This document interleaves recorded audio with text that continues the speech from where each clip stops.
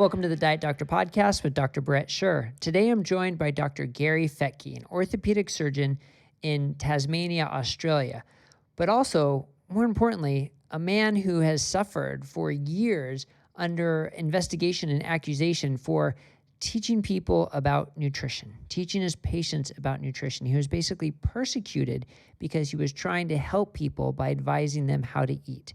And he was effectively silenced for years, but now has been exonerated and it has fueled him just to teach people more about not only his struggles and what he went through, but it's helped him uncover a lot of the influences behind what we're told or how we're told to eat. And the influences run deep with industry and religion, and it's really surprising. Sometimes it reads like a suspense novel or a fiction movie to really keep you on the edge of your seat and with conspiracy theories. But as he and his wife Belinda have shown and talked about many times, it's there. It's in writing. It's in documents that they've uncovered. And it's a little scary, but at the same time, the message is that we have to open our eyes. We have to be aware of outside influence, and we have to question the status quo. And that's how we move forward, and that's how we learn. As part of his work, he's written a book, Inversion, One Man's Answer for World Peace and Global Health. So as you can see by that title, quite ambitious, but he's well on his way to helping us understand this and giving us the path of how we need to see things a little bit differently and understand the influence put upon us. So hopefully this will be a very eye-opening and enjoyable interview with Dr. Gary Fettke.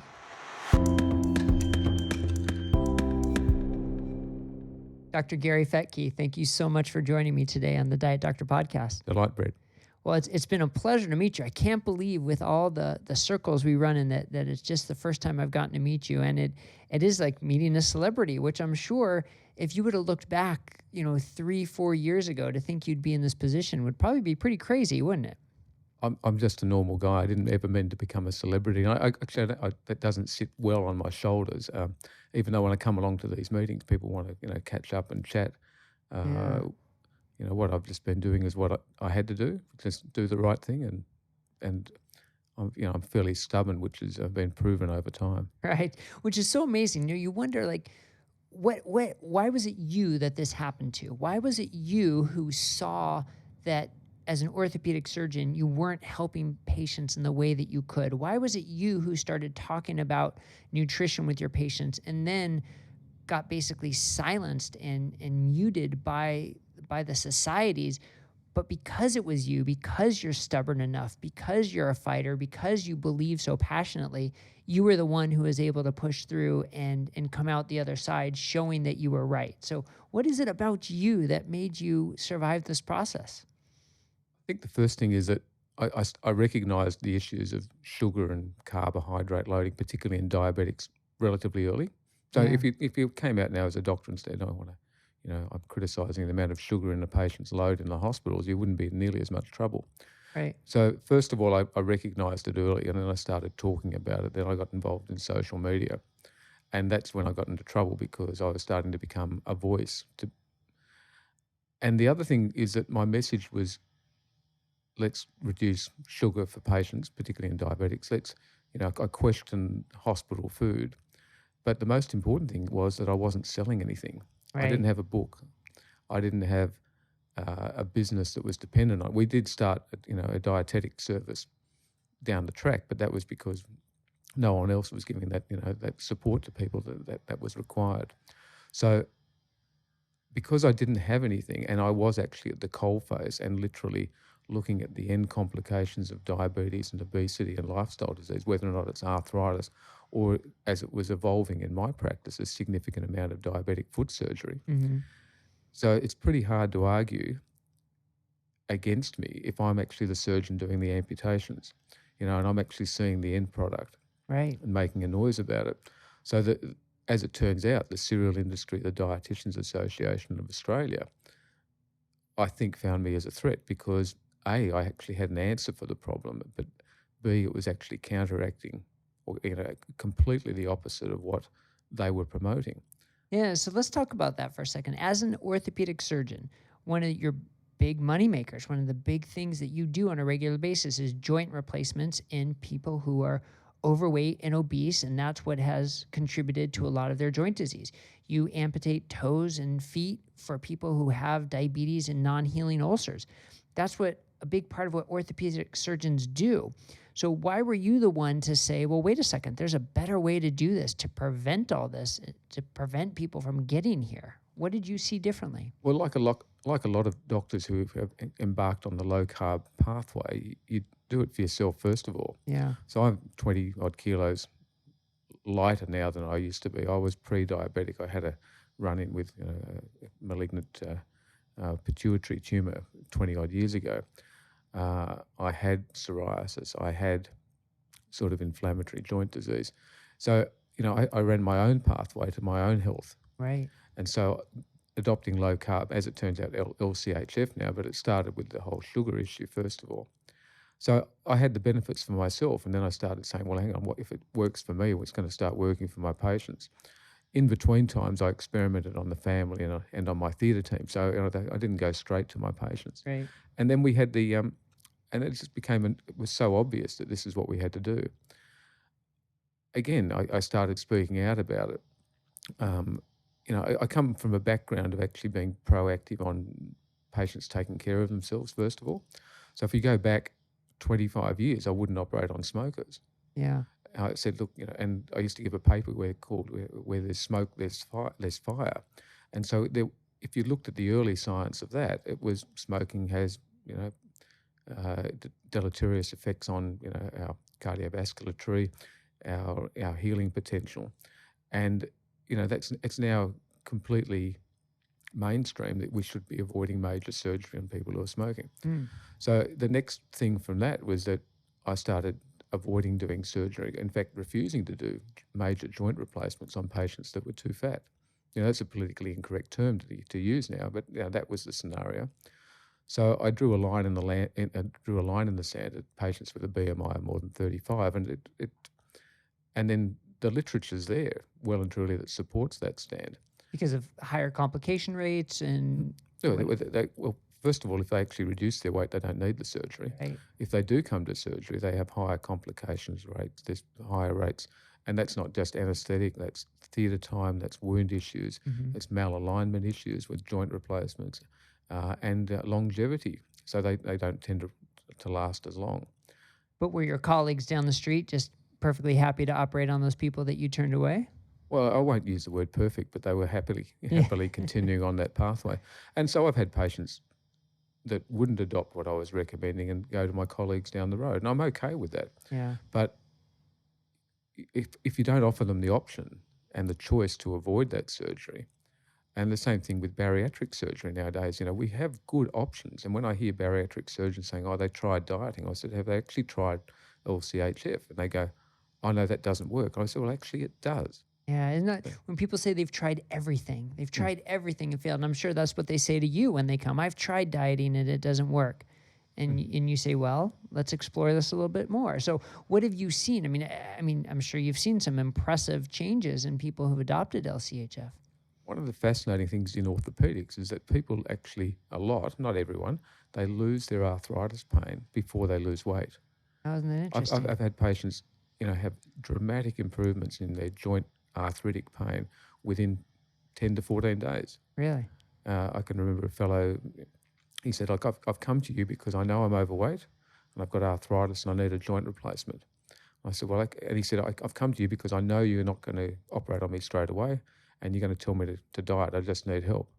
So look, he went along, he went and saw a dietitian that was completely on board with it, and then rang up 10 days later and said, look, I've lost all my arthritis pain.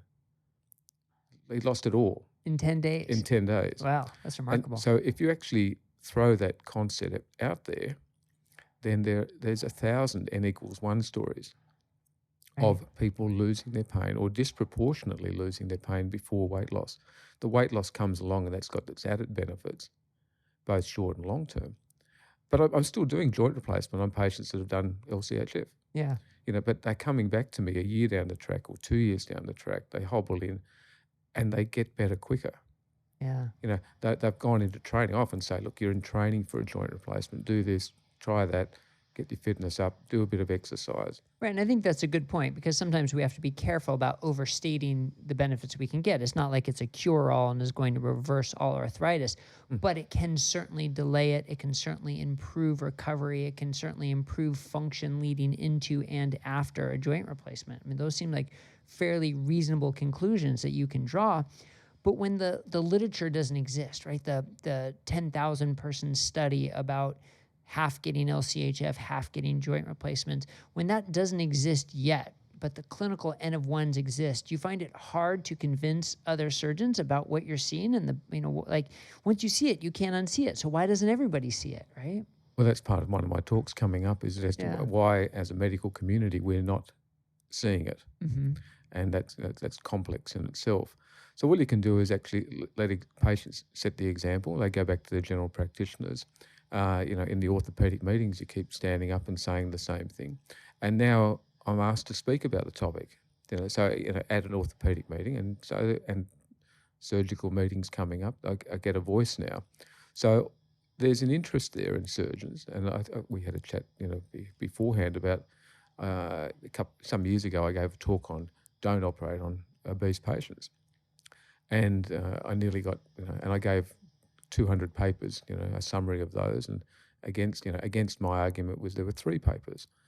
And so I actually think that if we're actually operating on obese patients unnecessarily by doing joint replacement, bearing in mind in Australia 90% of knee replacements are done on patients who are overweight and obese. And 90%. So if people stop doing that, there goes their income, there goes their livelihood, there goes a big percentage of their practice. Well, I did exaggerate that. Okay. The last year's figures, it was 89.9%. All right. So, but let's say 90%, and 74% of total hips are done on patients who are overweight and obese, and increasingly on young women.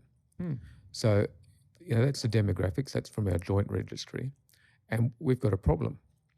I mean, that's not an issue for my career, but the next generation of orthopedic surgeons are going to be operating on these people when their joints fail. Yeah. And they're going to fail at a higher rate. We've already got that data. So they're going to fail at a higher rate on younger people, and they're going to be, it's just another layer of the tsunami of lifestyle-related disease that's going to be upon the next generation of the medical profession.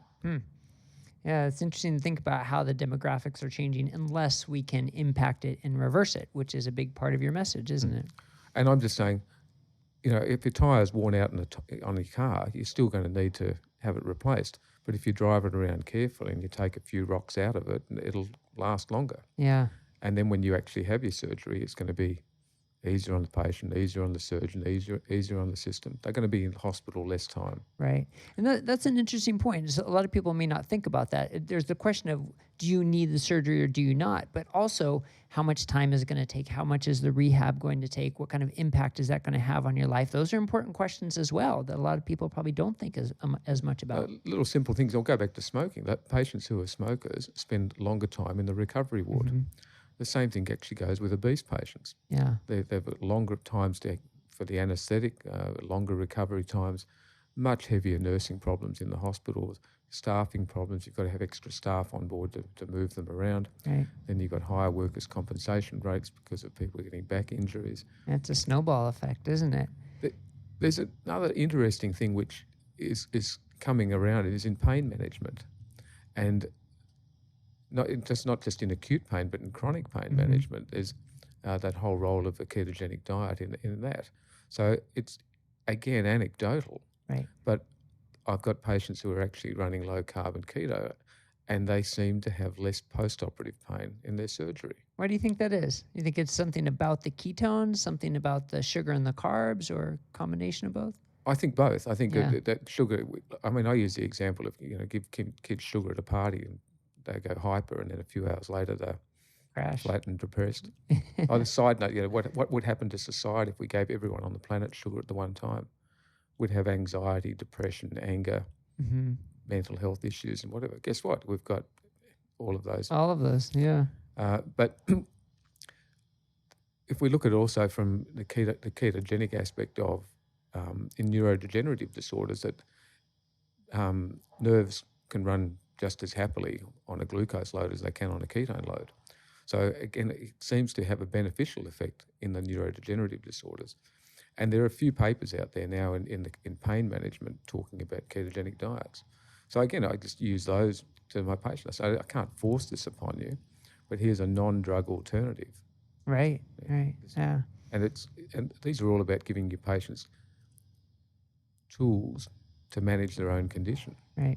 So you mentioned a non-drug alternative, and that brings up another whole big topic that you've been very vocal about. So when you're promoting a non-drug alternative in a culture that's sort of fueled by drug companies and drug money, you are going against some very big forces that probably don't want you to succeed. And you have turned, not only as a physician, but you've turned into an investigative reporter, you along with your wife, Belinda, to uncover a lot of sort of the beginnings of an anti-meat campaign, of people with vested interest in not promoting LCHF. And it's sort of fascinating and almost unbelievable what you found. So I know it's a big topic, but kind of summarize some of the basics of what you found that shocked you, and have certainly shocked a lot of people who you've been talking to about it. I think the first thing is that the science behind LCHF is actually sound. It's biochemistry. It's the stuff that we learn in the first 50 pages of textbooks. It's not in the fine print.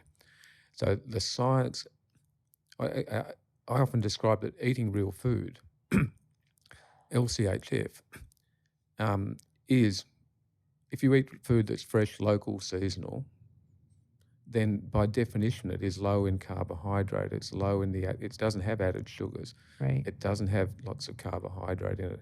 It has healthy fats in it and it has protein in it. So the definition of real food is LCHF, whereas the definition of the standard standard diet for everyone is it comes out of a paper bag or a plastic bag. Right. And that's unhealthy. So all I've been arguing and all discussing, and yourself and others and in the scientific world, is we're just talking biochemistry, and real food can't by definition be unhealthy.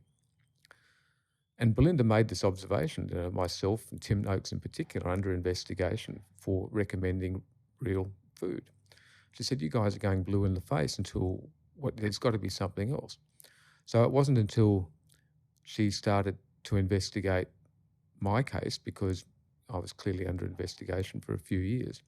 She said, she came across that the expert witness that somehow mysteriously appeared into my case was actually someone very high up in the nutrition world who was working for a cereal company at the time. So how come the breakfast cereal industry got involved in my case? Yeah. And it took another 3 years, but towards the end of 2018, we came across, Belinda came across 600 pages of internal emails from the Australian breakfast cereal industry. And in it had that the concepts of paleo and low carb were affecting cereal sales. Profits were down, and these 7 people were to be targeted. Now, I ended up being the only Australian doctor on that list that was meant for targeting. Wow. And they actually then had, in the documents, it had detailed as to which media people they were going to be working with in the newspapers, the magazines, across all forums, to actually target those people who are promoting low carb and paleo. So, I mean, that's scary stuff. And that is scary. And this is actually not some low document. This was actually the briefing document to the CEOs of the heads of the cereal industry in Australia. So Kellogg's, Nestle, Sanitarium, Freedom Foods, and the head of the Food and Grocery Council. Now, I'm happy to say that because I've actually presented those individual names to a Senate inquiry, calling them out. So those, everyone says, oh, that's Australia, but those 5 CEOs, or 4 of those, report directly to the CEOs here in the US. So this is the cereal industry, the biggest corporates at the bottom of that food pyramid, they promote the cereals and grains, are actually in a working relationship with the Dietitians Association. They were being paid to actually promote the benefits of sugar and cereal. And the Dietitians Association in Australia, just like here in the US, are the ones that effectively write the Dietary Guidelines. So here we've got the cereal industry directly paying the Dietitians Association not only to be involved in targeting of those voices against it, talking preventative health, but they're also the ones writing the dietary guidelines. So if you think that started opening Pandora's box, now realise that took some years to work out, Right. but along the way, Belinda's investigation has completely uncovered, and we're effectively unravelling what's happened with my education, your education, and the future of health education for along nutrition lines. So the long and the short of it is we've gone back in history. And if you look at the history of the dietary guidelines, they've changed over time. They used to be meat and dairy based. And over the last 100 years, the dietary guidelines in Western society have become cereal based, anti-meat, anti-dairy, and rapidly approaching vegetarian and vegan. Right. So the way people ate, I mean, sort of before there were guidelines, the way people ate was very heavy based in meat and low in grains. Even the early 20th century ones was meat and dairy based. Right. But as it's evolved in 1972, saw the McGovern report, and in 1992 was actually the full-on food pyramid. And now we're sort of seeing the My Plate here in the US. But effectively, it's, again, I'll come back, cereal-based, anti-meat, anti-dairy, approaching vegan, vegetarian. Right. And when you look at the history of that, that's where we've spent a lot of time. So from the dietetics, that nutrition aspect, the dietary guidelines were started effectively by the Dietitians Association of America, or the American Dietetics Association in 1917. The founder of that association was a woman by the name of Lena Cooper. Lena Cooper was a protege of John Harvey Kellogg. So she was working for John Harvey Kellogg. She effectively started the American Dietetics Association. She then wrote the textbooks for the next 30 years for dietetics, which formed the basis of dietetics and nutrition for the world. For the model, first of all, the model of the Dietetics Association, as well as the textbooks, became that for not only the US, but for Canada, the United Kingdom, Australia, South Africa, New Zealand. So the Western organisations all followed suit, and effectively the cereal industry was right there at the beginning. Yeah, we like to think that this was altruistic and just trying to benefit society and tell them the best way to be healthy. But once you have industry involved, you can't assume it's altruistic anymore. And why should an industry be involved? There's no reason industry should, with a bias and with a vested interest, should be involved in telling people what to eat. But somehow the two got combined very early and have never really separated. Well, they haven't separated at all. Yeah. And of greater concern is that the basis of cereal isn't grounded in science. It's actually grounded in ideology. Right. So that's the other risky part. Not only is it industry, but now we're bringing in religion and ideology. Another thing that has no place in telling us how to be healthy, really. Well, John Harvey Kellogg and Leonard Cooper were both vegetarians, both members of the Adventist Church, and the Seventhday Adventist Church have been right there at the beginning, heavily promoting their concept, and they are promoting the Garden of Eden diet, which is vegan, cereal-based, anti-meat, anti-dairy, vegan. Now that's it, and effectively they have been there influencing the dietary guidelines for 100 years. So the people involved in writing the vegetarian mandate for the American Association and for the Australian Dietetics Guidelines were effectively all vegan vegetarian. In the American one, 8 out of the 9 were actually Seventh-day Adventists. 8 out of 9. 8 out of 9 were vegetarian, vegan. Okay. 5 of the 9 were Adventists, and the other person who was neither vegan nor vegetarian nor Adventist was working for the processed food industry. Wow. So here we've got major influence at the highest levels, which has actually come from religious ideology. And the ideology, look, they're well-intentioned, and I've got no problem. I mean, this is not anti-religion. It's just, if you've got a belief, then I'm very happy for you to have that belief. However, make it grounded. But if you want to start promoting that and influencing that for all population, make certain it's grounded on science and not an ideology for salvation. But that's what's so interesting is that the narrative has changed, right? Because they can't say it's because of religion and because it's for salvation. So because a lot of people aren't going to be open to that message. So the message has sort of changed. Now it's or it was health, then it was environment, and then it's ethics. So the narrative keeps changing, but I guess one of the points that you're saying, it still all comes from that ideological backbone. Is that right? They are not so much pro-cereal as they are anti-meat. Anti-meat, right. That's the basis of Ellen G. White's prophecies and her belief is that meat is one of the if you consume meat, then that is as close to demonizing yourself as you can possibly do, and that you will not get salvation if you do that. And that's a background. It's I shouldn't use the word backbone of their belief system. So the terms meat causes violence, meat causes masturbation, meat causes cancer. Those terms are coming around in the the late 19th century, the 1860s, 1870s. The meat causes heart disease came up in the 1900s. Essentially, we worked out that meat doesn't cause masturbation and meat doesn't really cause violence. So those messages are late 19th century ones. So then we got the next message is, meat causes cancer, which has continued to come along. And if you look at the data, that's very poor association data for a couple of rare, a couple of cancers with low relative risk ratios, but nonetheless get over-marketed. And so that narrative of fat causes heart disease is actually part of the meat causes heart disease. It's whatever they can use to try and travel that path. So we've now moved on back to meat causes cancer, and now the latest cause is meat causes environmental harm. Mm-hmm. It's all complete and utter nonsense. But you've got to realise the backing of this is coming from a religious ideology for salvation, not for health.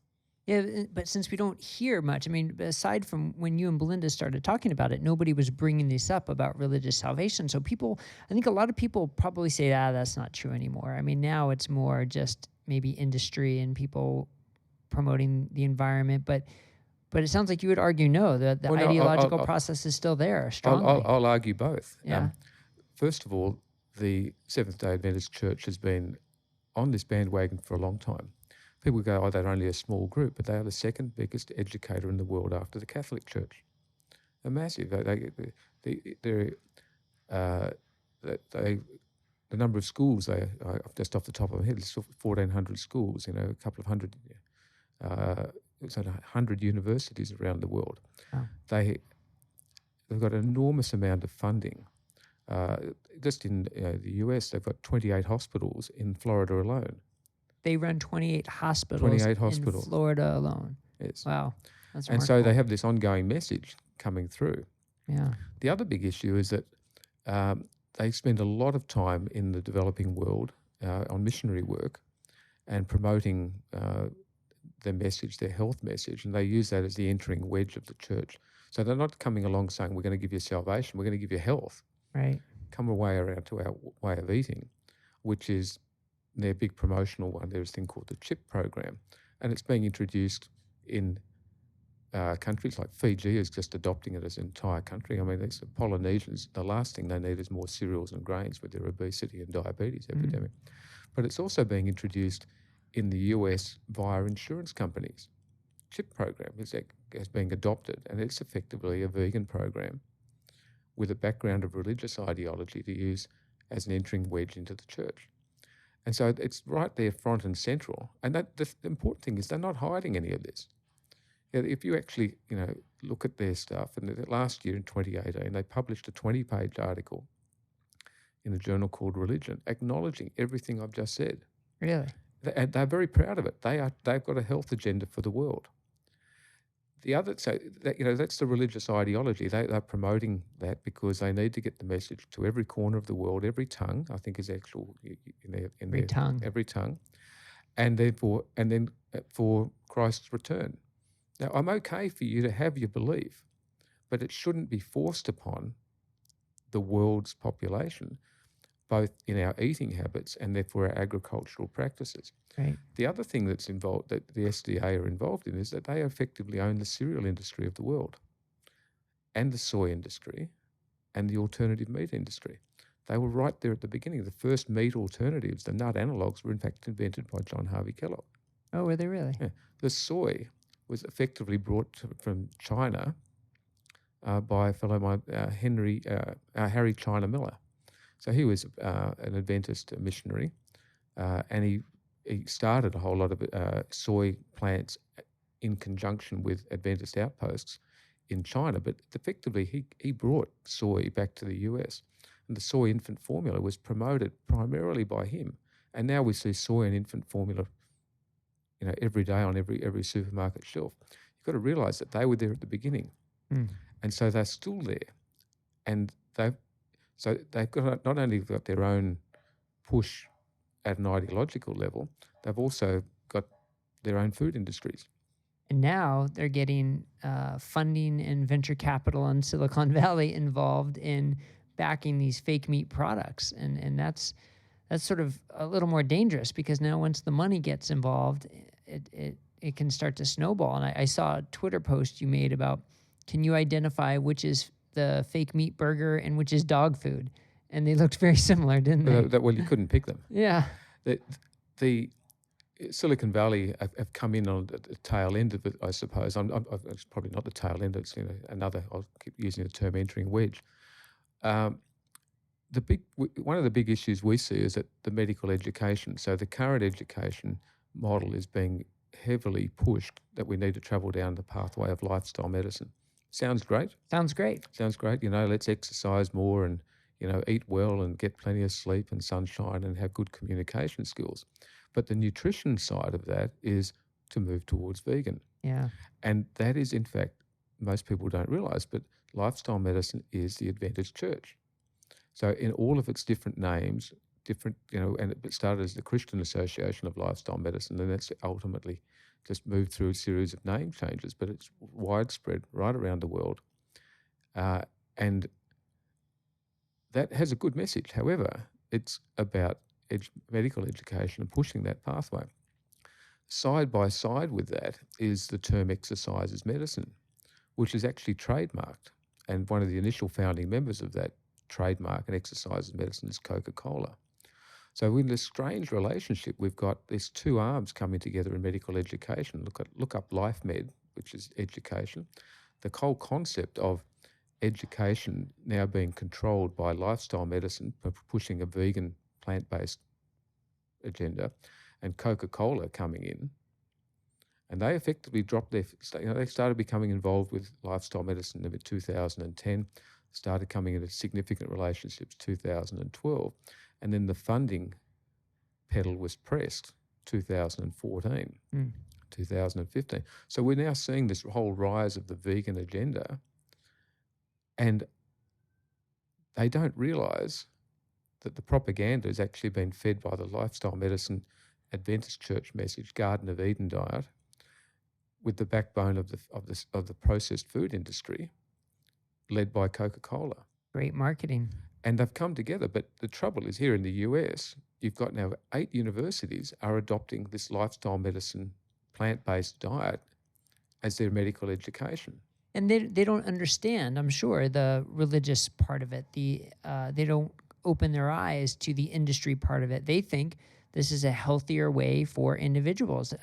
I want to give people the benefit of the doubt and say they legitimately want to help patients get better and help people lead healthier lives. But we sort of have to pull back the curtain and show them what the science says and where this is coming from. And they have to question, why is Coca-Cola involved? I mean, these things need to be more front and center. The processed food industry is well positioned to continue the vegan agenda. Well, they will profit greatly from it, won't they? In fact, that is their and in fact, we've come across some documents, again, from the Adventist Church and their food arm, saying that they're expecting a 25% increase in their profit next year because of the adoption of their vegan Garden of Eden diet by millennials. And so, again, it's all about being open in a discussion. I'm very happy for you to present to me. I'd like to present, here's my educational package to teach to my medical students, but I come from a religious ideological background promoting this for salvation. and I've got the backing of the processed food industry, which is going to help their profit line. Right. I mean, you wouldn't buy into that, would you? No. Yet we've got an entire generation out there who are taking up this agenda because it's based on animal welfare, animal rights, and questionable environmental statistics. And Peter Ballistat's work is just phenomenal. And I've said to Peter, look, I say to when I'm talking about this, I don't trust Peter either. I think he's got a cold counter argument. And there's another side to the coin when you look at the whole environmental impact. Yeah. Let's look at both sides of it rather than just taking for granted what you hear on Cowspiracy or Forks Over Knives, because that's clearly an agenda-driven one. Yeah. And you've got to realise that, again, that agenda is coming from the Garden of Eden diet, Adventists, right, and the food industry, Coca-Cola, Ilse. We're not conspiratorial. Now, we looked at this for a couple of years before we sought counsel from other people, saying, oh, have we lost the plot on this? And all we're doing is having it ratified. And then last year, as I said, the Seventhday Adventist Church came out very proudly saying, yeah, we're behind this, because they have an agenda. They believe in it. Yeah. And it sort of leads me to think about the Eat Lancet campaign, right? Because it seems like that was the attempt to now say this is science-based and evidence-based. And that's what Eat Lancet was supposed to be, an evidence-based report to tell us all why we should adopt a vegan lifestyle. But when you dissect it, you can see the evidence isn't there. Their recommendations are not based on high-level quality of evidence. So if anything, I would hope that would hurt their mission more once people realize that it was basically a well-funded media campaign that wasn't based in science. But yet, I don't think that message is getting out there. But the message that's being propagated more is, look at this evidence-based approach now to being vegan. And that seems pretty problematic when you start to distort what the evidence says. Oh, look, scientific evidence is thrown out the window, I think, nowadays. Yeah. It's completely and utterly biased. Eat Lancet had significant funding behind it from the food industry and the pharmaceutical industry, massive funding. Yeah, why would pharmaceutical industry be involved there? That makes no sense, except they're going to profit from it, but they should have no seat at the table there. None whatsoever. And it's disappointing to see that Lancet actually published it in the first place, because it didn't require a lot of review of the articles to realise they were they were just poor articles. Yeah. They're very biased. I think it's almost worth taking another step backwards. The Adventist health studies, which are quoted over and over of the benefits of vegan vegetarian, were flawed. And so when you actually look into them, and they quote it over and over and over, but they're actually the Adventist studies, or studies done by people affiliated with the Adventist Church, that re-quote their own articles. So those 3 Adventist studies, last time I looked at them, had been re-quoted each time by themselves over 400 times. That meant there were over 1,200 recitations by themselves. By themselves. Yeah, so, let's say I write an article, and then I'll cite myself on that article. Right. And then I cite myself on that article twice. All of a sudden, they've compounded. But if you keep telling everyone that your Adventist health studies are fabulous, but the first 2 Adventist health studies, the definition of vegetarian was that as long as you didn't have meat more than once a week. Yeah. And the definition of vegan was that as long as you didn't have meat more than once a month. So when people say they were perfectly healthy on a vegan diet or a vegetarian diet, you don't realize that still involves some meat by those definitions. And when you actually dissect those studies and have a good look at them, there are other studies showing that other populations, not just Adventists, actually outlive them. Yeah. So, and they, right through to quoting the blue zones in Okinawa. I've actually gotten back to those Okinawan articles, and they're actually eating pork. They're eating pork. And Sardinia has the Sardinia pig, and they're goat farmers, and I mean, there's a lot there that didn't come up in the blue zone. There's a lot of meat that's actually out there, and I'm all for having community and spirituality, and togetherness, and sunlight, and exercise, and rest. Right. And living by the seasons and sleeping by the sun. But don't tell me it's because you've got a plant-based diet when the other variables are just so important. And particularly when that plant-based diet's been supplemented with meat. Right. Yeah. Does it seem like just too daunting, though, too overwhelming, that there's too much behind this mission now, too much behind the push, that it's like we're fighting a losing battle? Or do you think there's something we can do to show people, to open their eyes to where this is coming from and help them see the other side of the equation? Well, that's why we're having a chat today. Right. Because if we both thought it was hopeless, we would have stopped. I have children. We've got a grandson. This is my future's already determined, but his isn't. And some of the people listening or watching might have seen that Pixar movie WALL-E, Mm-hmm. and I think it's brilliant. I often refer people, so go and watch WALL-E. Yeah. Very, very completely on the mark. In that, we're as a society right now, we're fat, we're overhanging our chairs, we're lethargic, we're sick, we're medicated to the hilt. And I know it sounds harsh, and I honestly think this is completely and utterly unsustainable. And we're about to come over a precipice. It's not going to be a social decline. It's going to be a social cliff. We're going to go over. It's going to be really ugly in the next 10 years. But in that movie, The Green Leaf, well, that's my grandson. I'm hoping that he's going to be armed with health. He'll understand you need to eat real food. So explain that for people who haven't seen the movie. What do you mean by well, The Green Leaf? in the movie, no, go and watch it, everyone. Yeah. But in the movie, effectively, mankind's been wiped off the planet. We've destroyed our own planet underneath us, and there's a group of survivors which are still floating around in a spaceship, trying to find a spot to actually live. But they actually realise if you actually go back to Earth and you do it right, then there's a future again on Earth. And so, therefore, every economic marker, every health marker I look at, is that we're going to have a massive change in population health, and it's scary. However, I mean, I'm not depressed. I've suffered from this thing called hyperpragmatism. Hyperpragmatism. So I'm just being pragmatic about it. This is happening before us. You can see it when you walk down the street. You see it in your family, community. You see it in the hospitals. We need to do something about it, but it's going to be messy. But let's prepare the next generation for making the difference. Right. And that's what that's the education I want to see. And my problem, or Belinda and our problem at the moment, is we see that the education model that's being introduced in the US, being pushed in Australia, going back some years, I think it was being pushed into my own university. And as it turns out, my medical students were going to be having this new curriculum thrust upon them. And that's when I came out and started talking to them about, actually, that's all nonsense. I'm talking about real food, LCHF, blah, blah, blah.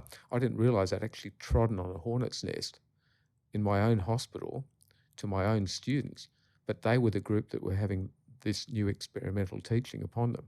Right. That's all gone by the wayside, but I think that's part of why I got into trouble, because You weren't just affecting patients, you were influencing the next generation of physicians, and industry is going to see that as a big problem that they need to squash. But where we are now is this. So have we quashed Landsat? Has it been questioned? Yes, but that's only their first phase. It's not even their first phase. It's going to keep coming.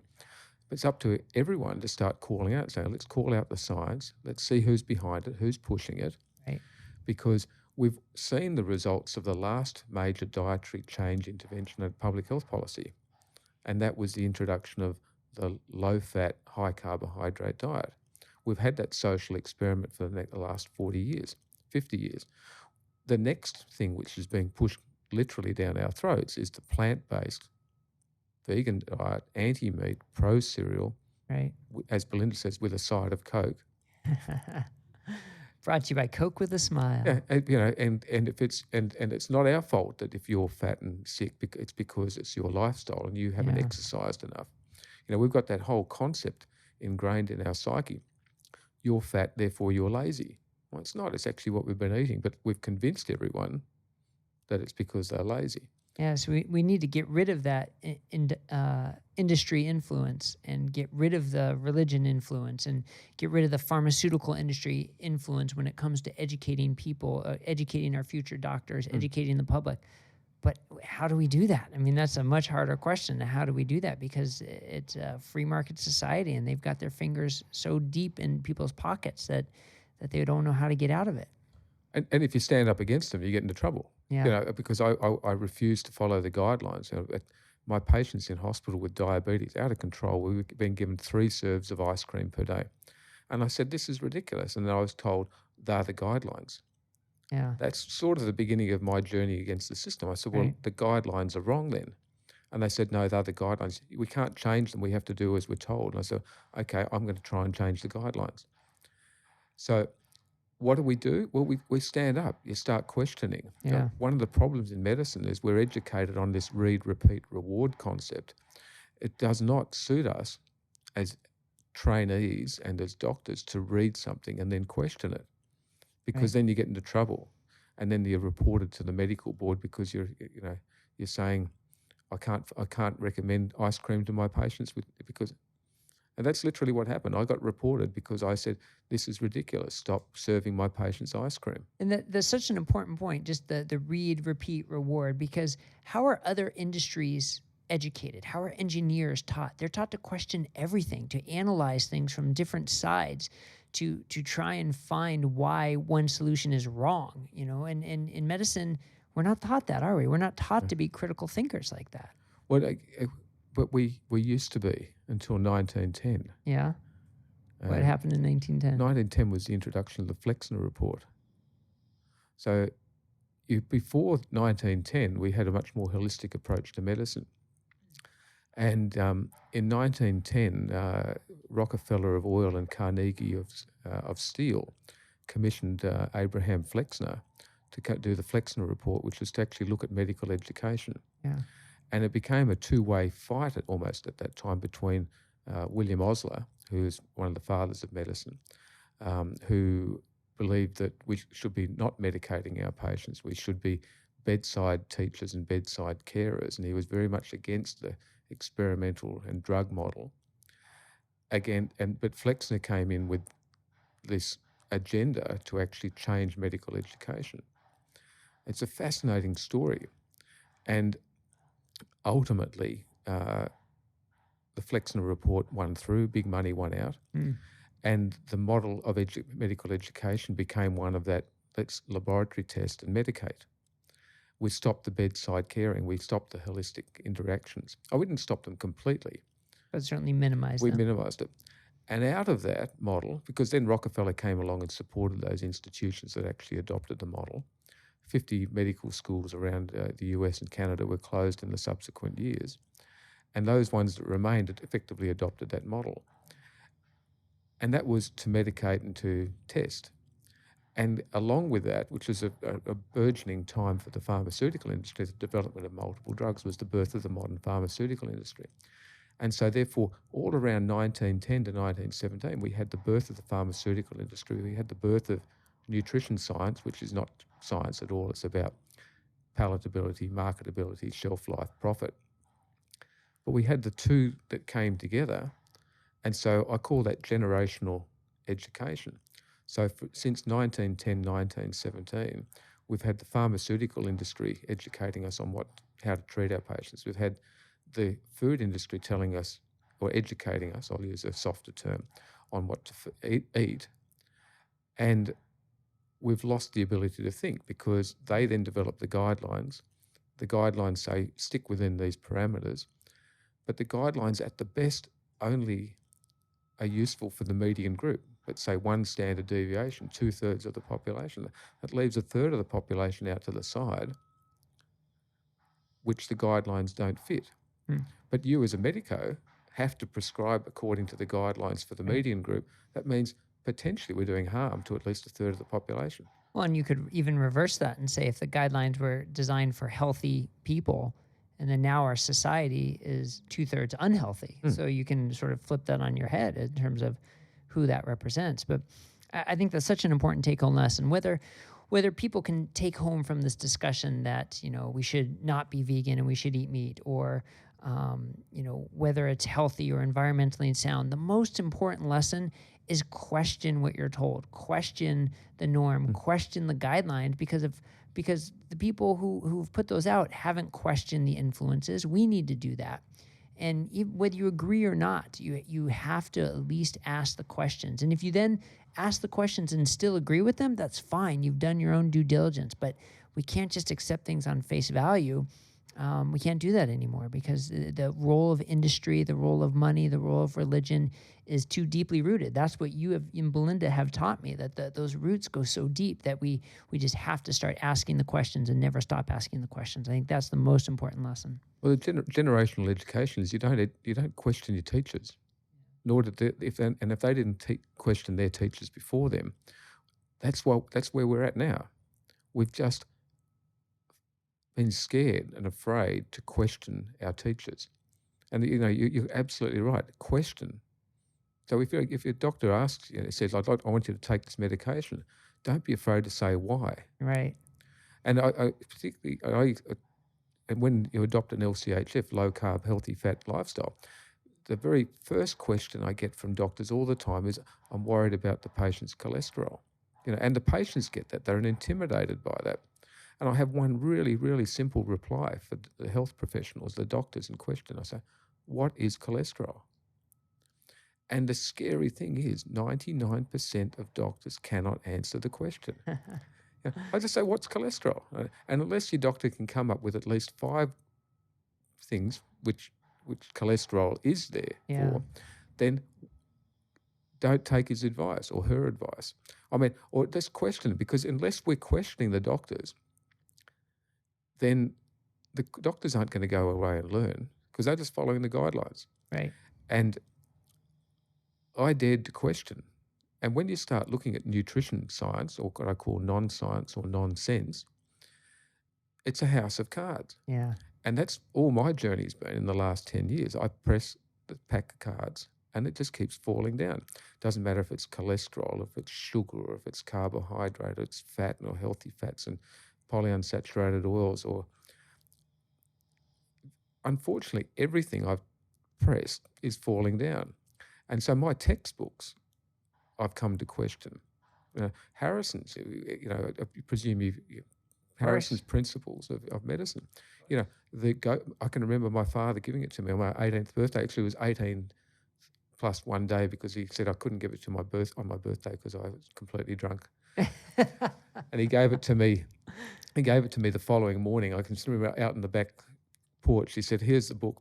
Your birthday card's under the definition of alcohol, next to alcohol."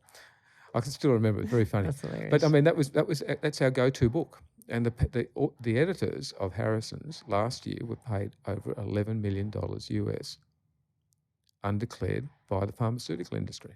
Oh, that's so depressing to hear. So, well, okay, I don't mind you being paid, but put it across the front cover of Harrison's. This has been influenced by the pharmaceutical industry to the tune of $11 million. Just put it across there. And then I know what hat you're wearing. Right. Well, on the one hand, it's so depressing to hear that the influence runs so deep, but on the other hand, it's great to have voices like yours and Belinda's opening our eyes to that influence and giving us the permission to question, because that's what we need. So I want to thank you for all the information you're putting out there. And although I'm sorry for the struggles you had to go through, I'm glad it was you, because you were the right person to come through that and become the spokesman to teach us to open our eyes and ask these questions. So it's remarkable what you're doing to try and help educate people in the right way and help them educate themselves. So if people want to hear more about you and read more about what you've written and what you've done, where can we direct them to go? Look, I think the best site at this point in time is one that Belinda set up called isupportgary.com.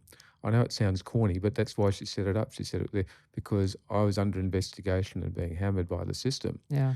And therefore, her research and a lot of this stuff is on isupportgary.com. I'm on Twitter. Belinda's on Twitter. We're still on Facebook. That says Belinda Fettke, no fructose. That was changed from Gary Fettke, no fructose, in the midst of all the medical board investigations. And that was, they said, look, you can't talk about this. So we literally just drew a line through Gary and wrote Belinda. Yeah. And because they can't silence her.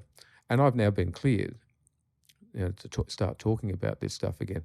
I don't think anybody wants me talking about it, apart from the patients and the community.